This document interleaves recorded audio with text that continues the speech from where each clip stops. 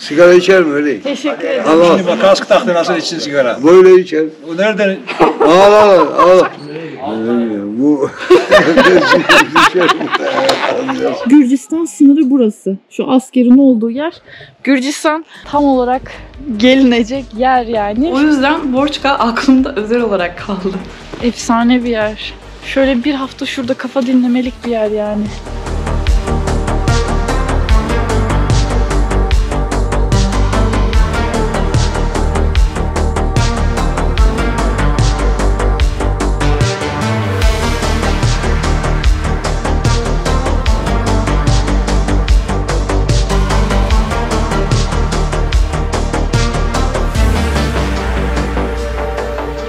Herkese günaydınlar. Tek kadın tek motor 81 il Türkiye seyahatimin 14. şehri olan Artvin'deyim şu anda. Borçka öğretmen evindeyim. 2021 yılında yaptığım Güneydoğu turunda da ben yine burada kalmıştım. Muhtemelen Borçka'da kalınabilecek en psycho yerlerden bir tanesi. Çok enteresan bir yer. Ama enteresan bir şekilde ben burayı seviyorum yani. O yüzden de böyle eskiye atıf olsun diye tekrar geldim. Burada kaldım. Nasıl bir yer olduğunu size kısaca göstereyim. Kaldığım yer böyle bir yer. Küçük. Bir 2 kişilik yatak var, 1 kişilik yatak var. Lavabosu şöyle. Tabii ki küçük bir yer olduğu için böyle olması normal ama önceki sefer geldiğimde kaldığım oda çok kötüydü, kokuyordu falan böyle. O yüzden Borçka aklımda özel olarak kaldı. Bugün fena değil, ben Hindistan'da nerelerde kaldım da bunlar bana koyar mı? Bu da böyle boşalttım ben şu anda. Odadan çıkıncaki kısım şöyle. Şu anahtarı da alayım da.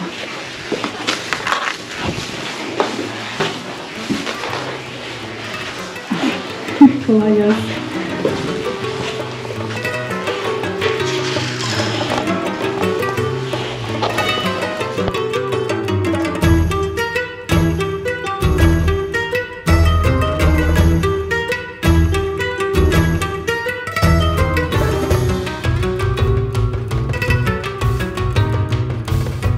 Yolculuğun getirdiği tüm güzelliklere ve neşeli anlara bu tür teknik aksaklıklar da dahil olduğundan ara ara böyle iç ses eşliğinde yol alacağız bu bölümde yine.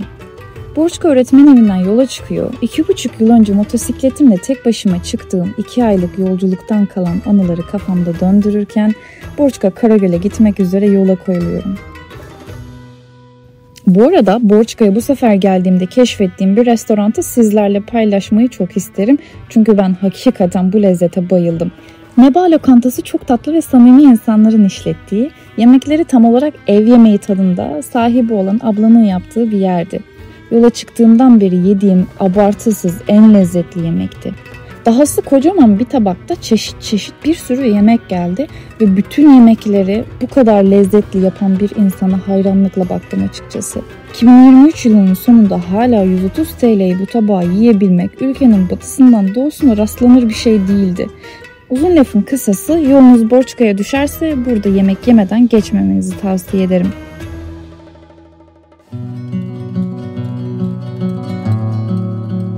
Olmazsa olmaz yemek tavsiyelerinden sonra Borçka Karagöl'e giden keyifli yollarda sürmeye devam ediyorum. Bugünkü rotam ilk önce Borçka'nın incisi Karagöl, sonra da Maçahel geçidi üzerinden Maçahel'in Camili köyüne, yani Gürcistan sınırına doğru gidiyor.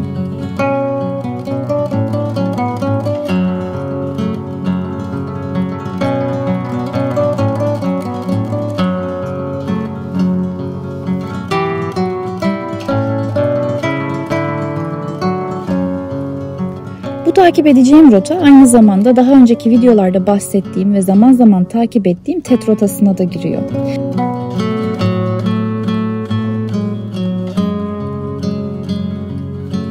Biraz tırmanarak irtifayı artırıyor, biraz da sonunu göremediğim virajlarda keyifle süzülüyorum.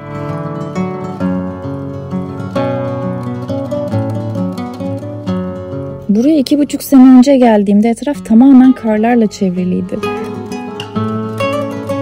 Bu sonbahara çalan renkler içerisinde sürmek de ayrı keyifli oldu bu sefer.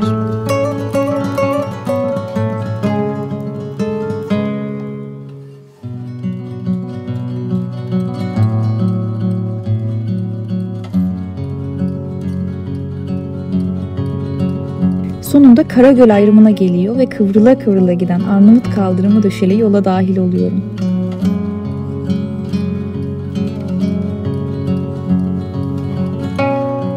Uzun zamandır böyle bir yeşilliğin içinde sürmeyi özlemişim diyesim geliyor ama sürekli de zaten doğanın içinde, dağın taşın başında sürdüğüm için bu yolculukta bana bu hissi veren şeyin her şehrin, her noktasının, her kilometresinin ayrı bir doğası, ayrı bir havası, ayrı bir enerjisinden olduğunu hissediyorum tekrar.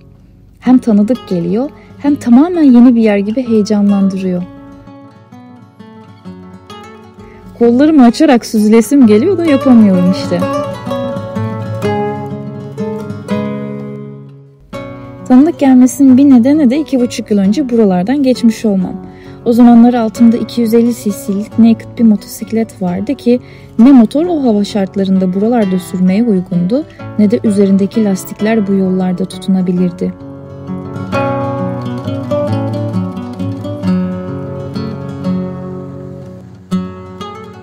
Motorumun üzerinde o sıralar beni bu yolculuğumda tekrar Mitas marka lastikleri seçmeme neden olan, tarihi kullandığım motosikletten daha eski olan ve neredeyse bitmiş cadde lastikleri vardı.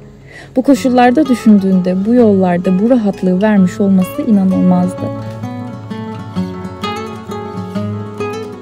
Nitekim ben şimdiye kadarki yolculuklarımı hep enlerde yapmama sebep olan yanıma yenik düşüp her zamanki gibi maceranın sınırlarını aşıp son noktasını görmek için şansımı zorlamıştım yine. Ta ki tam olarak bu noktaya kadar. Bu nokta aslında benim için çok önemli bir nokta. Karagöl'e gitmeye çalışıyorken buraya kadar gelip buradan sonra artık tamamen kar olduğu için yollar, buraya kadar da kardı. Karşı taraf tamamen kardı. Buraya kadar gelip geri dönmek zorunda kalmıştım. Şimdi bakıyorum da sen 2 yıllık motor tecrübesiyle Şubat ayının eksi 15'lerinde bir tur yap. Cadde lastiği KTM 250 Duk. 3 kere düşmüştüm o gün hatırlıyorum. Ama tekrar kalkıp yola devam etmiştim. Şimdi geriye dönüp baktığımda o eski Saliha'ya helal olsun diyorum vallahi. Yıllar sonra tekrar buraya geldiğimde zamanında çok az tecrübeme rağmen gelinebilecek en zorlu mevsimde en uygunsuz motor ve ekipmanlar ile tedirginlik içinde geldiğim bu noktaya 2,5 yıl sonra motosiklete başlamaya karar vermeme sebep olan Honda Transalp modeliyle Türkiye'de rekor kırıyor olduğum bu yolculukta o eski Saliha'nın yolda kaldığı noktaya gelmiş durumdayım.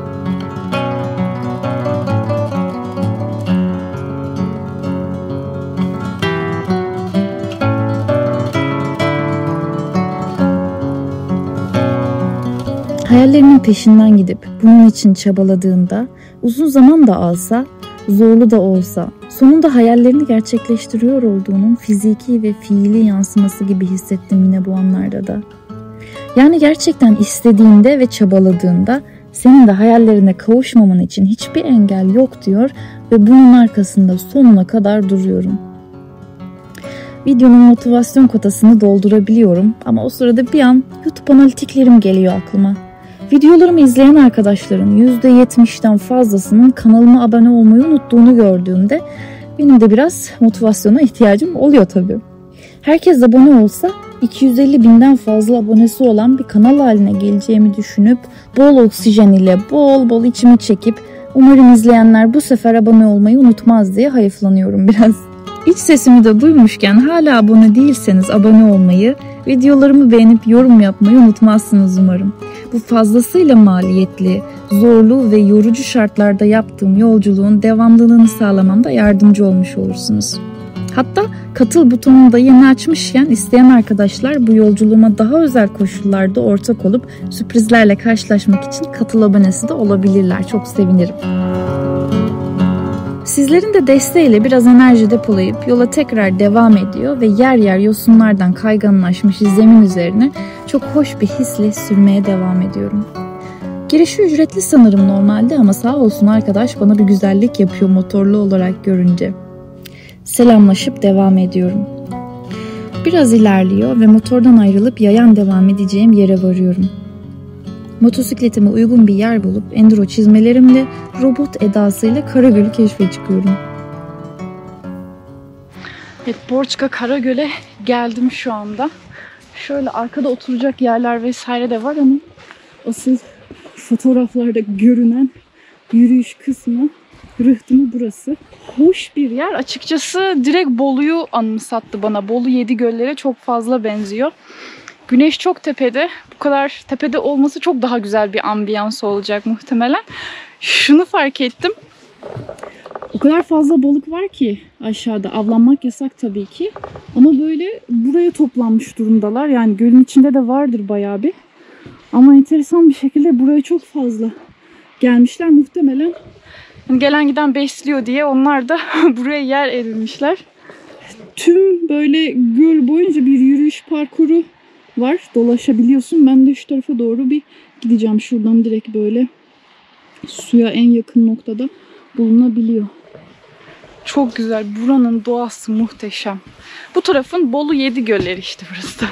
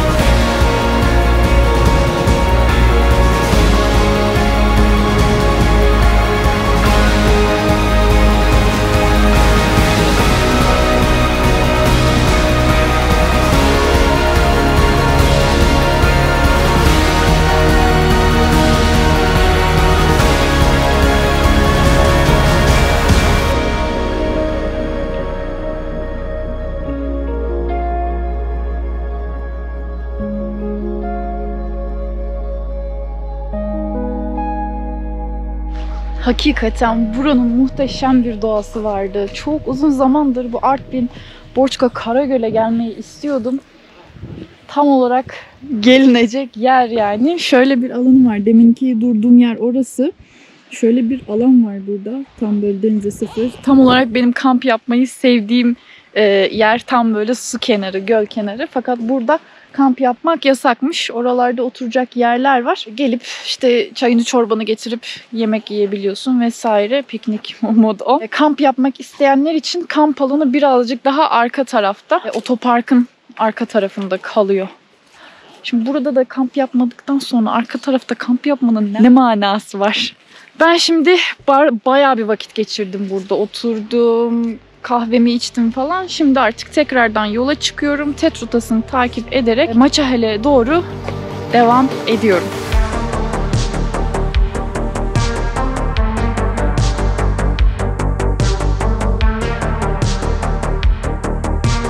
Karagöl'e giden tek bir yol olduğu için dönüşü de yine aynı yoldan yapmak gerekiyor. Normalde aynı yolları kullanmayı sevmem ama bu kez hiç zoruma gitmiyor.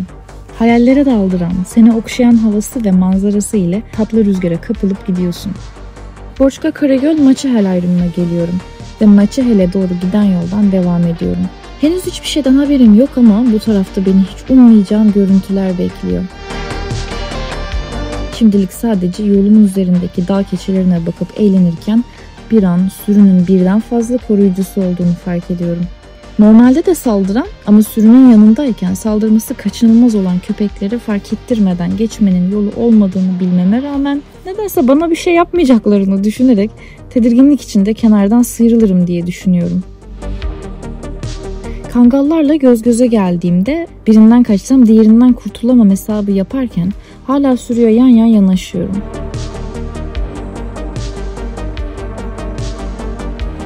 Ben nefesimi tutmuş kalbimin atışını dindirmeye çalışırken karşıdan gelen küçük bir kamyoneli nefesimin yarısını verebiliyorum.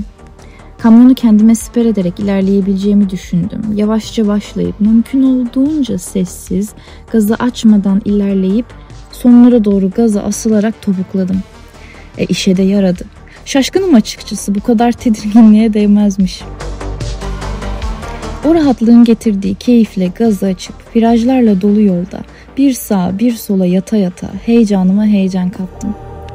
Fakat kafamı çevirdikçe hiç beklemeyeceğim kadar güzel manzaralar görmeye başladım. Şimdi bu yolların neden TET rotasına eklenmiş olduğunu daha iyi anlıyorum. Hem benim hem gözlerimin keyiften, mutluluktan çıldırdığı bu manzaralar Türkiye'deki en noktalarım arasına girmiş oldu. Türkiye'deki en noktalarımla alakalı çok güzel bir haberim olacak sizlere çok yakında. Beklemede kalın.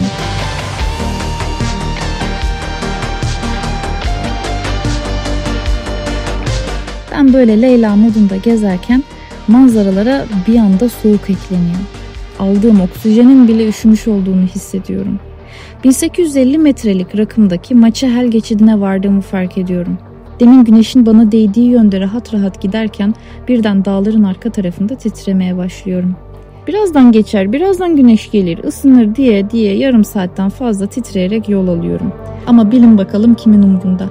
Çünkü o sırada Karçal Dağları'nın ihtişamlı zirveleri görünmeye başlıyor. Aşık olduğum manzaralara bakarken derin bir nefes alayım diyorum.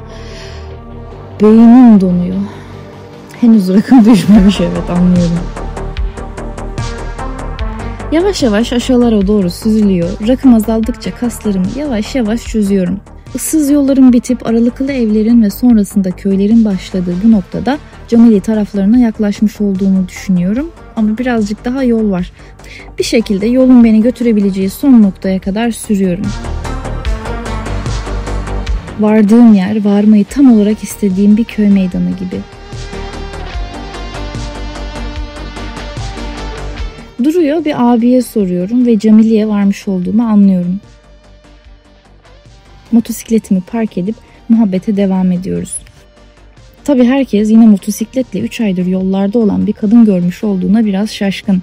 Tüm illeri gezerek, küçük bölgeleri dahi buna alıştırıyor olmanın hazzı var bende de. Tam şuradan ileriye muhtemelen şey yapmayacağım, aynen. Şöyle göstereceğim sadece. Şu anda Camili köyüne varmış durumdayım. Şurada işte bir ortaokul var. Burası şeyin merkezi. Şurada cami, eski camiymiş. Burası eski Maçahel diye geçiyormuş. Tam olarak böyle Gürcistan sınırı burası. Şu askerin olduğu yer Gürcistan. Oraları çok fazla çekim yaptıracaklarını zannetmiyorum ama şu askerin bulunduğu karşı dağlarda böyle tek tük evler var. O evlerin olduğu taraf tamamen Gürcistan. Buradan görünüyor durumda. Bu tarafta 5 tane mi dedi abi? Burada deminki abiyle birazcık konuştuk da 5-6 tane daha böyle köy varmış. Birazdan yukarıya da çıkacağım. Ama ana merkez bu Camili kısmıymış. Oo, çok güzel be. Tam böyle eski, gerçi şurası metruk galiba bırakılmış gibi. Buradan sonra aşağıya gidilmiyor. Yukarıya doğru bir çıkayım. Caminin olduğu tarafa. Çok hoş burası ya. O 3300 dedi. Bu gelirken yolda karlı dağlar gibi gördüğümüz en yüksek Kaçar Dağı. Benim isim özürlülük her daim yanımda. Gezi çekim hemen. Abi o dağın ismini ne demiştin? Karçal. Karçal Dağı. 3300 metre değil mi? Tamam. Tamam, ben bir yukarıya da gideyim. Karçal Dağı imiş.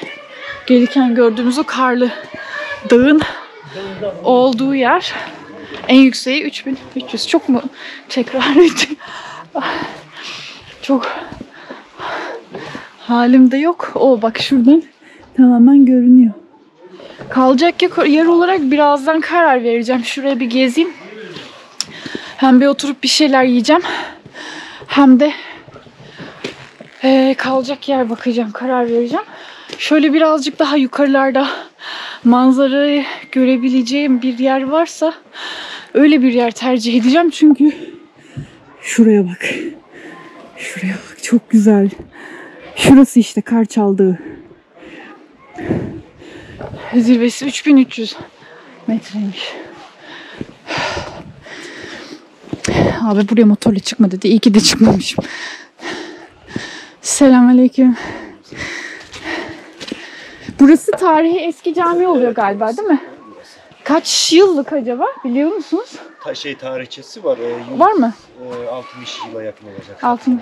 Anladım. Bakayım o zaman. Arka tarafta. Tamam. Çok hoş ya. Tam böyle el değmemiş bir yer gibi ama böyle hani bakımsız ve eski ve yoksuz bir yer gibi de değil. Yani bir şeyden yoksulluk gibi bir durumda görünmüyor. Camili merkez. Yapılış ediyor 1855. Yaklaşık 170 yıl falan.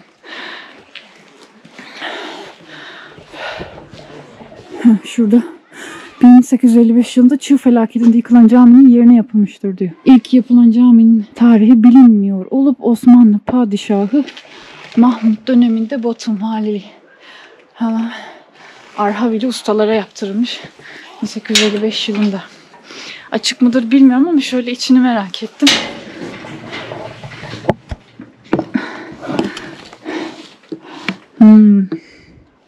Çünkü böyle yerlerde eski olduğu için bu mihrap kısmı falan hep şeydir.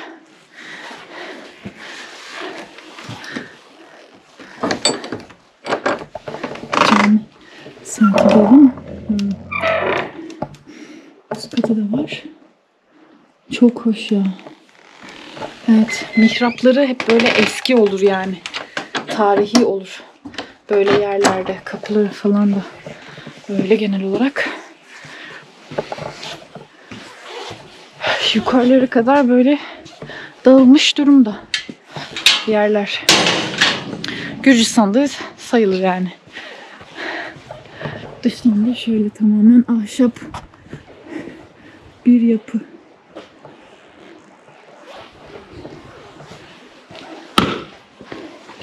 Şöyle ne olduğunu bilmiyorum ama kolay gelsin. Şuradan dolaşıp çıkayım o zaman. Kışlık odunları diziyorlar. Kışa hazırlık. Yukarıya bir tane yol gidiyor dedi. Şurası galiba. Oo, biberler olmuş çoktan. Gidiyor bile. Ay. Şöyle bir köyüm olsun isterim ya. Sürekli uzun süre burada yaşamak nasıl olur hiç bilmiyorum ama böyle bir yerde bir köyüm olsun. Gelip gitmek isterim yani. Baksana bahçeleri var orada. Teyzem ekmiş. Dik olmasına rağmen yapılıyor buralarda. Her yer dik çünkü. Vallahi bugünkü yolculuğum hakikaten çok keyifliydi. Gözümden anlaşılıyordur zaten. Beklediğim gibi de çıkmadı yollar. Ben bu yolun zor olacağını düşünüyordum. Hiç öyle de değildi. Çok da tatlı bir yerde muhtemelen bir gece geçireceğim. Maral Şelalesi, yeryüzü cenneti. Deminki motor.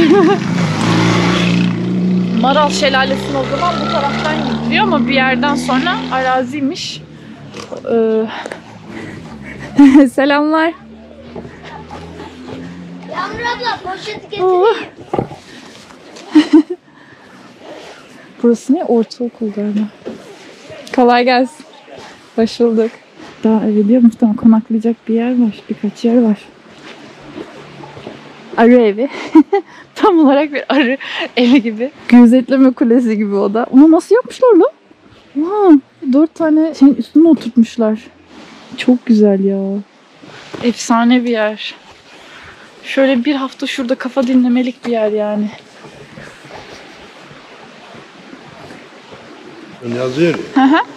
İremit'teki caminin şeydi. Ha, İremit başka bir o köy mü? Camile'nin dışında. Aradan tepe yaşlı mı hemen o Ha, diğer yakın. köy. Evet. Anladım. Mahalle var orada. Güzelmiş o da. Evet. Bu yaylalar oradadır aslında onun tepenin arkasında. Ha. Bunlar böyle arı yetiştiriciliği için sanki değil mi? Evet. Şu bu küçük yerler. yaylalar Ev değil sanki. yani, Ha, evet. yayla evi mi onlar? Evet. Ha. Yani baharın yaylaya gidiyorlar ya mallen. Hı hı. Onlar. Ha, o da Maral Şelalesi galiba. Evet bu Maral Şelalesi. Teşekkür ediyorum.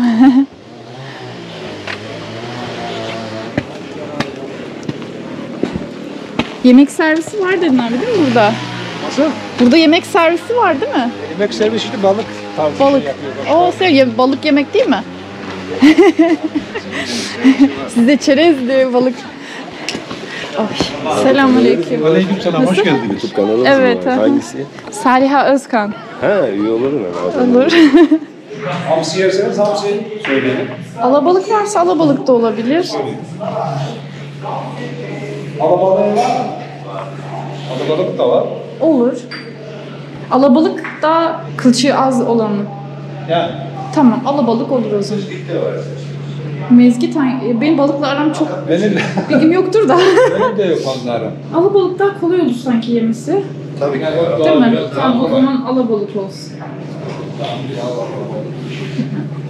Ben küçük bir şeyler atıştırdım. Burada balık restoran gibi değil, muhtarlık ama burada küçük böyle hani yemek tarzı da şeyler yapılıyor. Orada muhabbet ederken şöyle bir sıkıntı varmış burasıyla alakalı ve bence çok gerçekten büyük bir sıkıntı. Dolayısıyla hani buradan birine ulaşır ulaşmaz bilmiyorum ama en azından biz üzerimize düşeni yapalım diye şunu söylemek istiyorum. Şu anda birazcık daha azalmış durumda. Demin ilk yandığı sıradaydı muhtemelen. Şu okulun bacasında aşırı derecede bir karbon salınımı var. Abi isim neydi? Tolga. Tolga Bey. Tolga abiyle beraber şimdi muhabbet ediyorken dedi ki 2 gündür dedi hani öksürükten duramıyorum buranın şeyinden. Hala dumanı çıkmadı içimden. Değil mi? Aynen. Ve hani genel olarak herkes aynı şeyi söylüyor. Ve çocuklar da ilköğretim grubu yani. Küçük çocuklar. Ve şurası da okul pansiyonu. Okul hocaları da burada galiba onlar da. İnşallah yakın zamanda hani burayla alakalı bir ilişiği olan kişiler varsa umarım en yakın zamanda çözülür. Çünkü hakikaten böyle hani el değmemiş bir doğa, yemyeşil bir yerin içerisinde. Zaten gelirken muhteşem manzaralar gördük o tarafta. Karçal değil mi? Evet. Karçal Dağı orada. Yemyeşilin içinde bir tık daha böyle güzel olsa daha da güzel olur. Genelde Rize'deki o Kaçkar Dağı ile karıştırıyorlar ama uzantısı. Yine birleşiyorlar. Evet. Doğru. Bölge boyunca. Ben birazdan kalacağım yere doğru yol alacağım. Bakalım nasıl bir yere gideceğiz. Bu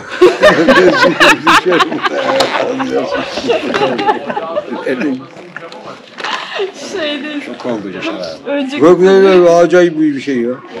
Vallahi bravo. İstanbul'a motorla gelmek mesela. Kaç güne geldin?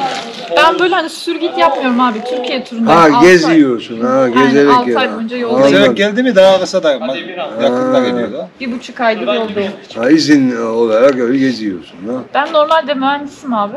He. İzinlisin. İstifa Bir ay. ettim. Yok izinli değilim. İstifa ettim.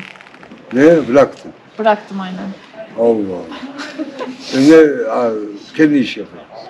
Kendi işimi yapıyorum. Özgür istifaya da ne ettin? Ya geziyor işte ya. Gelsin, benim gibi yaşlı mısın? Binecek mi abi? Yok orada ben bakıyorum da. Getirsin belki. Yok ya.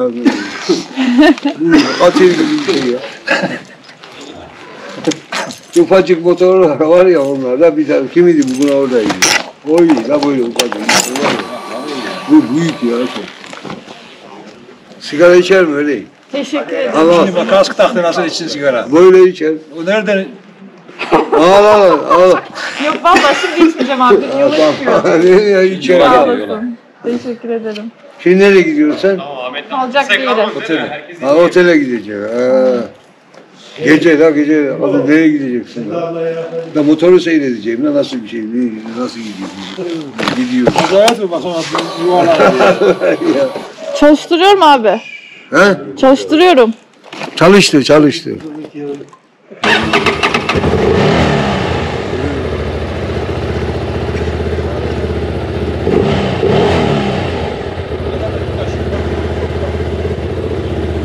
Bak egzozu bu tarafta.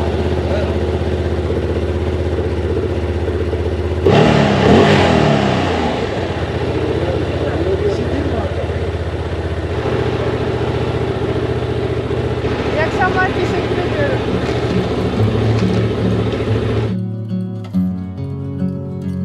Karnımı doyurup köydeki abilerle sohbetimi ettikten sonra kalmaya karar verdiğim yere doğru geçiyorum. Buraların insanları gerçekten çok ayrı güzel. Hava karanlık, gideceğim yol da çok dik ve bozuk olduğundan bana gideceğim yere kadar eşlik ediyorlar. Baştan beri hiç zahmet etmesin, yormayayım istiyorum ama yolu görünce iyi ki eşlik etmişler diyorum. Karanlıkta varıp hiçbir şey görmemiş olmama rağmen bu kadar tırmandığımıza göre ve haritadaki fotoğraflardan gördüğüm kadarıyla sabah enfes bir manzaraya uyanacağım.